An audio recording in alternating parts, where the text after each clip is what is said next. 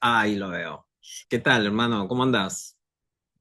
Estás muteado, ¿sabes? Bien, bien, bien, bien, bien, bien, bien. Oye, qué lindo verte y gracias infinitas por estar con nosotros. Aparte de que te quiero mucho, te admiro también y sé que este aporte va a ser muy enriquecedor. Les presento a Obed Arango y Sijara, que es ciudadano de América Latina de origen mexicano, fotógrafo, documentalista fílmico, antropólogo social, líder social y profesor universitario. Además es fundador y director ejecutivo del Centro de Cultura, Arte, Trabajo y Educación, CCCATE, una organización sin fines de lucro que abrió en el año 2011 y que está ubicada en el área conurbana de Filadelfia, Pensilvania. Quería comentar algo sobre los últimos acontecimientos, pero voy a seguir. Obed estudió Ciencias de la Comunicación en el Tecnológico de Monterrey. Además es profesor de la Universidad de Pensilvania, donde enseña a nivel de posgrado en la Escuela de Política Social materias relacionadas a la investigación cualitativa y de análisis de política pública y social. El tema que tratará hoy, o por lo menos así se sugirió, y él podrá modificarla, incidencia pública y cambio social desde el mundo virtual. Bienvenido, Obed. Muchas gracias, Juan José. Qué alegría estar aquí con ustedes. Qué alegría poder compartir en esta noche. Y que, bueno, justo acabo de terminar de dar una clase por acá. Y bueno, corriendo, tratando de cambiar un poquito el canal. ¿Por qué? Porque estaba hablando precisamente de cine hace unos minutos. Entonces, hay que cambiar un poquito el canal, pero de hecho los voy a poner a ver un poquito de cine. Así que me imagino que en un momento, en algún rato, puedo compartir pantalla, ¿verdad? Sí. Muy bien. Bueno, pues el tema que hoy nos lleva, y como quiero más o menos respetar el tiempo, voy a aquí a permitirme poner un cronómetro y poder estar pendiente del tiempo. Pues el tema que hoy nos lleva es a pensar en la incidencia pública a través de la virtualidad. Mi formación es como comunicador social y periodista. Como bien mencionó Juan José, también soy cineasta y soy cineasta documentalista y fotoperiodista. Entonces, mucho del trabajo de imagen y mucho del trabajo gráfico me ha llevado a ir explorando diversos lugares, diversos espacios de la América Latina, de la patria grande, ¿verdad? Eh, pero también de mi México querido, de la patria chica y de la otra patria, que sería la patria donde la Villa Inmigrante, donde me ha tocado vivir, donde estoy acá en el espacio de Filadelfia y la comunidad inmigrante latinoamericana en los Estados Unidos. Una de las grandes preocupaciones eh, que a través de los años ha nacido tiene que ver con la narrativa, tiene que ver con la autoría de las narrativas. La palabra autor viene de la palabra autoridad, nace de la palabra autoridad. Y una de las cosas que hemos visto a través de las décadas, yo cumplo justo 25 años en los Estados Unidos y tengo la fortuna en ese sentido de ser un inmigrante que goza de privilegios, porque puedo ir y volver, puedo viajar libremente, que no es la realidad de toda nuestra comunidad que ha vivido en una situación de congelamiento, en una situación de quedarse en un espacio en el cual es difícil movilizarse o salir del país o regresar por la falta de la documentación. En ese sentido, esta comunidad, la comunidad inmigrante, ha sido por ya cerca de 20 años criminalizada en la mayoría de las veces y en los casos más decentes. En otros ha sido demonizada condenada, retratada de manera injusta y se toma y se extrae de nuestras comunidades historias que dominan los medios, vamos a decir, los medios masivos de mayor propagación, oficiales, o que también son aquellos que cumplen con las reglas federales, las grandes cadenas de televisión, los grandes medios, que han dado narrativas falsas. Entonces, en el año 2011, como comunidad inmigrante de aquí de Filadelfia, nos preguntamos, ¿qué podemos hacer? ¿Qué podemos hacer como comunidad para organizarnos y poder ser autores de nuestra palabra? Así es como nace el Centro de Cultura, Arte, Trabajo y Educación. Un centro dedicado al arte, la cultura, la educación y a tres vertientes muy importantes. En la primera vertiente es educación, arte y cultura. Esa es una área. La segunda área es investigación participatoria, la comunidad como generadora de conocimiento, la comunidad como generadora eh, de un conocimiento para generar una transformación social y de las instituciones y de los sistemas sociales. Es decir, investigación de acción comunitaria. Y esa investigación tiene un fin emancipatorio. Esa sería la segunda área. Y en esa segunda área tenemos cinco investigaciones que se llevan a cabo por la comunidad. La primera es investigación en la educación. La segunda es investigación en la justicia ambiental. La tercera es investigación juvenil, la agenda que los jóvenes están investigando y trabajando.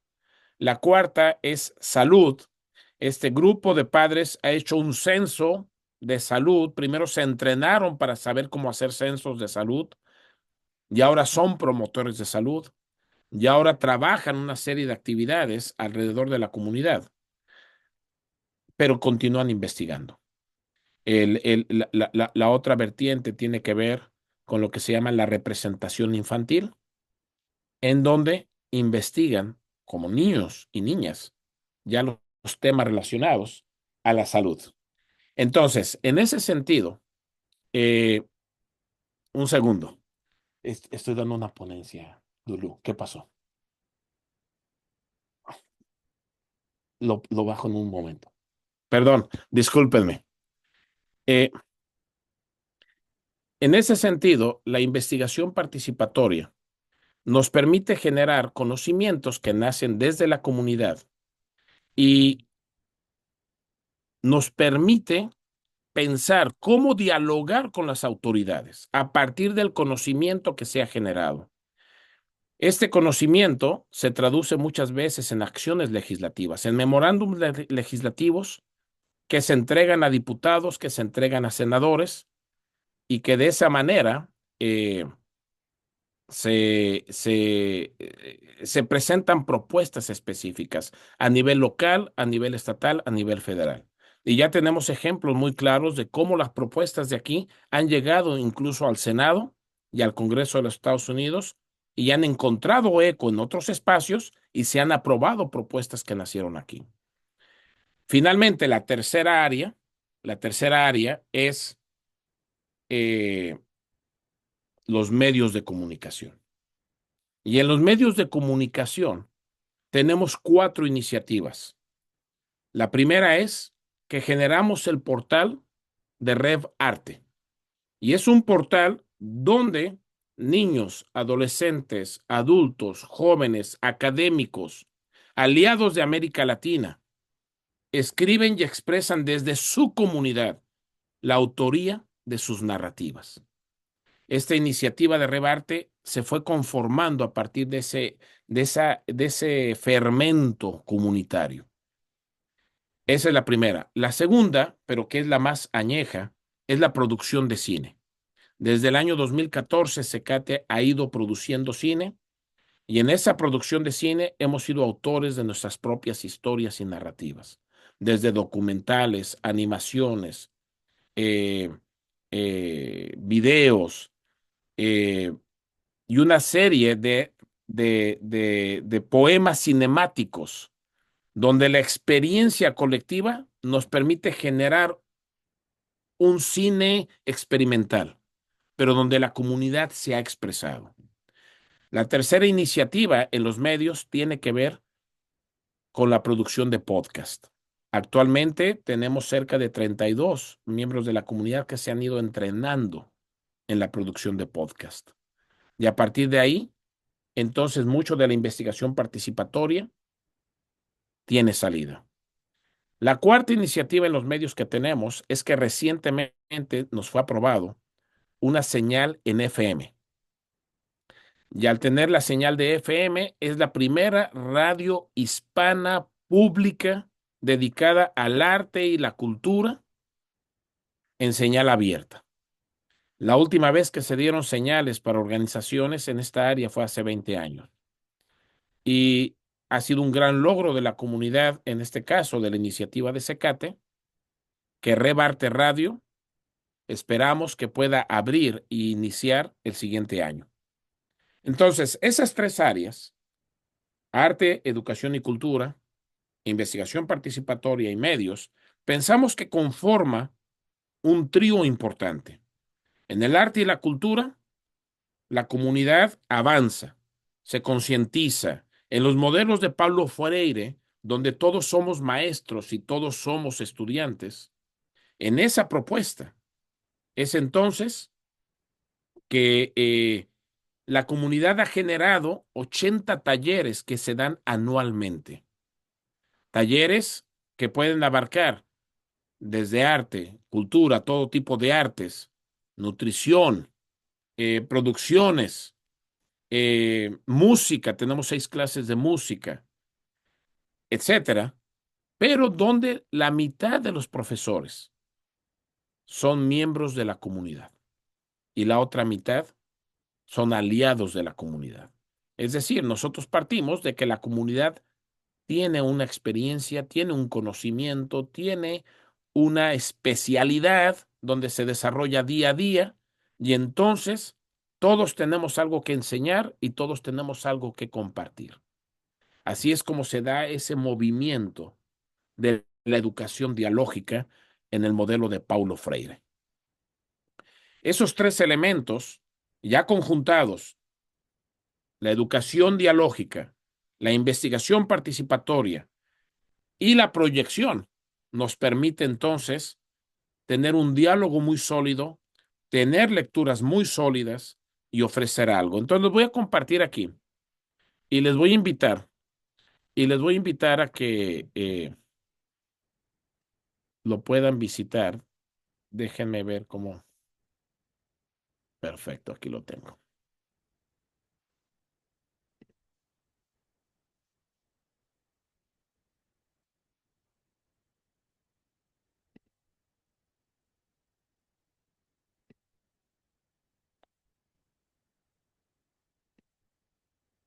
Entonces acá tenemos la revista Rebarte. Entonces, este es el portal que creamos. Rebarte, están invitados a suscribirse y también en el futuro, si desean colaborar, escribir, compartir, son bienvenidos y bienvenidas y bienvenides. Aquí creamos contraespacios a través de multimedia comunitaria y elevamos la voz latinoamericana. Y esta es una declaración que hacemos muy fuerte. Declaramos que estamos cansados de ver cómo nuestras historias y narrativas son explotadas por medios que distorsionan la identidad de nuestras comunidades y que denigran nuestra historia. Es decir, nos damos cuenta que tenemos y que debemos de buscar ser autores de nuestra propia historia, recuperar esa autoría. En la revista van a encontrar varias secciones. En esta revista electrónica que es multimodal, van a encontrar literatura, van a encontrar ensayo, van a encontrar medios ¿sí? En ensayo, por ejemplo, acá tenemos historia de una fotografía, que es la fotografía de portada de este número. En medios pueden encontrar una diversidad. Por ejemplo, tenemos aquí un podcast. Tenemos junto, por ejemplo, con el Centro Quijote en Lima, Perú, que es una organización también fundamentada en los principios de Freire, con quienes colaboramos constantemente e intercambiamos su trabajo. Y nos gusta ese trabajo de intercambio, de desarrollo, de abrir panoramas y realidades. Eh, Tenemos diversos cortometrajes que se van produciendo desde la comunidad. Tenemos los podcasts que se están trabajando y es un repositorio amplio, rico de lo que se va produciendo.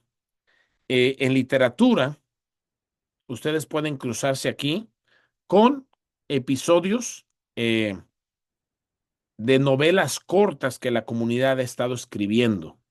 Aquí, por ejemplo, tenemos a Lourdes Flores, una escritora maravillosa de nuestra comunidad, que mes a mes va ampliando una novela corta a partir de cuentos cortos. Ella, el sueño de ella era ser escritora y lo es.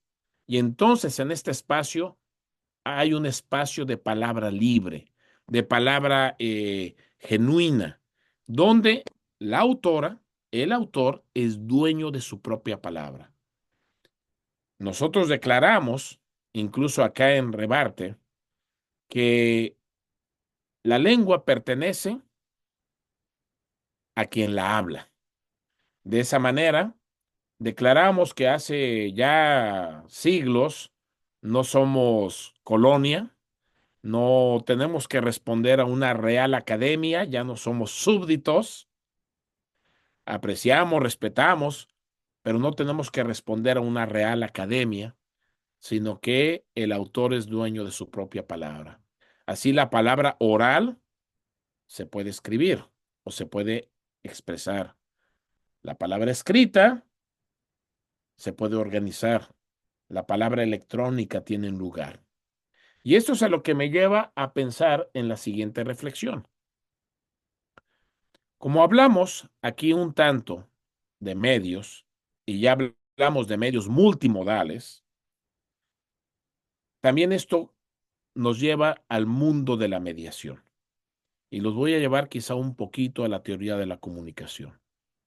Ya en años anteriores, si recordamos a Marshall McLuhan, cuando nos declaraba el medio es el mensaje, las leyes de los medios, y nos hacía reflexionar en el papel y la presencia de los medios electrónicos en la cultura moderna y en cómo eso podía extender la palabra, los medios como extensión de los sentidos, o los medios cuando llevan a su extremo se revierten, me hace pensar, ¿cómo hoy pensaría Marshall McLuhan?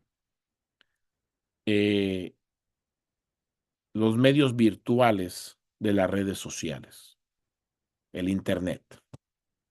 ¿Cómo pensaría hoy Marshall McLuhan, donde la interactividad es distinta, donde el emisor y el receptor intercambia constantemente, donde el mensaje, si el medio es el mensaje, cómo se ha transformado ese mensaje en un nuevo medio, donde ya el elemento, incluso del periodismo, formal, como si lo quisiéramos ver, ha cambiado y el concepto de verdad, ya desde la posmodernidad bastante cuestionado, pues ahora nos lleva a este concepto de la posverdad, en el que si bien en la oralidad la autoridad era el sabio o la sabia, el anciano, porque era repositorio de la cultura, de la historia y del conocimiento, y era donde la sociedad se alimentaba para poder pasar ese conocimiento de generación en generación, y se daba una interacción social distinta, y que en la cultura letrada cambia. donde la autoridad ya no es el anciano o la anciana, el repositorio del conocimiento, sino que la cultura letrada, diría Walter Ong, oralidad y escritura, es el experto, el especialista, el letrado, el que adquiere un título, a ese que se le considera que logró cultivarse en los libros, en la reflexión, a ese que va a adquirir el respeto de decir es el que ha adquirido el título y el conocimiento, el intelectual. En la cultura letrada, esa autoridad se le da a ese experto, a ese especialista. Y es la palabra escrita o la palabra oral llevada como en este momento en una ponencia. Pero cuando transformamos esto a los medios electrónicos, la mediación cambia. Ya no es la autoridad del anciano y de la anciana, de ese repositorio, de ese hombre y mujer sabia. Ya no es la autoridad de ese experto, de ese especialista, de ese que se preparó y adquirió los títulos universitarios y que se cultivó en el espacio académico, sino viene a ser aquel que es la celebridad. En los medios electrónicos se convierte la celebridad, el que aparece en las noticias, el que da las noticias en la mañana, el que lee mejor las noticias, el que es el analista y que tiene el espacio en el medio, el espacio limitado de los medios. Es esa celebridad que le podemos poner muchos nombres a través de las últimas décadas. En México, por muchos años, fue Jacobo Zabludovsky, el de 24 horas, y al que se le recuerda cubriendo los terremotos, las guerras. Y yo recuerdo en México la gente dice, lo dijo Jacobo, o lo dijo Gutiérrez Vivó, o y se convierten en voces muchas veces oficiales y del Estado. ¿No? Televisa jugaba ese papel en México, de reproducir las voces del otrora PRI, ¿no? Y entonces, Jaime Bailil en América del Sur, ¿no? También juega eso. O Jorge Ramos, que juega ese papel en Univisión acá, ¿no? Y así pudiéramos ponerles muchos nombres a las diversas cadenas de televisión y son esas celebridades que hablan en la mañana, en la tarde, en la noche, de distintos temas. Puede ser desde espectáculos hasta política, noticias, deportes. Y cada país tiene esa celebridad en los medios electrónicos. Entonces, la mediación social va poniendo elementos de autoridad en distintas personas, pero al mismo tiempo se va alejando esa autoridad. Y las narrativas comienzan a darse por esos sistemas de control. Si bien en la oralidad la narrativa era comunitaria, en la comunidad letrada, la narrativa se da por el experto que interpreta los fenómenos sociales o científicos o de diverso tipo o del universo, ¿no? En el medio electrónico, la narrativa la dan los medios, conforme a agendas que responden. Pero el periodismo iba respondiendo al menos a ciertos protocolos. En los medios virtuales actualmente hay una transformación de todo eso, porque es un híbrido, cambia la dinámica. Y ahora la autoridad ya no es la celebridad, es el influencer, contabilizado por números de likes, por hits, por preferencias, y es esa influencer, esa nueva palabra, que no es el hombre y la mujer sabia, que no es el experto y el especialista, que no es la celebridad, es un nuevo personaje, el influencer, y que comienza a marcar una serie de dinámicas de autoridad. Y entonces las narrativas comienzan a tomar otras formas. El documental hecho en un canal de televisión no es lo mismo que el documental de un TikTok. El documental o la noticia dada en un programa de televisión o en un periódico, la nota informativa, o la opinión del anciano o de la mujer anciana de mi colonia, de mi fraccionamiento o de mi barrio, no es lo mismo. El influencer comienza a tener una palabra distinta. ¿Cómo tener una injerencia pública en medio de esto? Donde el meme, que se repite 1000 veces, se llega a creer como verdad. Se llega a aceptar, aunque no haya quizá una comprobación del dato, una afirmación del dato. Y en ese sentido, me parece que llega el momento en que tenemos que cuestionarnos cómo como comunidades podemos tener una injerencia en las instituciones para procurar lo que había comentado: educación, arte, cultura, justicia ambiental, justicia legal migrante, agenda social de los jóvenes, eh, agenda social de la niñez. ¿Cómo poder influenciar eh, a aquellos que tienen que gobernar a diversos niveles, a nivel escolar, a nivel de municipalidad, a nivel de condado, a nivel de estado, a nivel federal? Si la inundación de la información y la adopción de una nueva manera de comunicarse adopta formas como el meme, el TikTok o el Instagram, y no estoy diciendo que está mal, son nuevas formas de, pero como todo, se debe de cuestionar, se debe de retrabajar. Pero ahora tenemos todo este panorama donde podemos elegir cómo y dónde nos informamos, a quién le creemos, cuál es nuestro informante preferido del YouTube. Los YouTubers, ¿no? Se le llama ahora, ¿no? Que son esos influencers. En Secate pensamos y dijimos la reflexión, la educación dialógica, la investigación participatoria y la expresión a partir de las plataformas que nacen de la comunidad pueden permitirnos dar una palabra o una visión más sólida y un trabajo más sólido con estas autoridades. Nosotros creemos que vamos bien, vamos aprendiendo todos los días, desarrollando todos los días.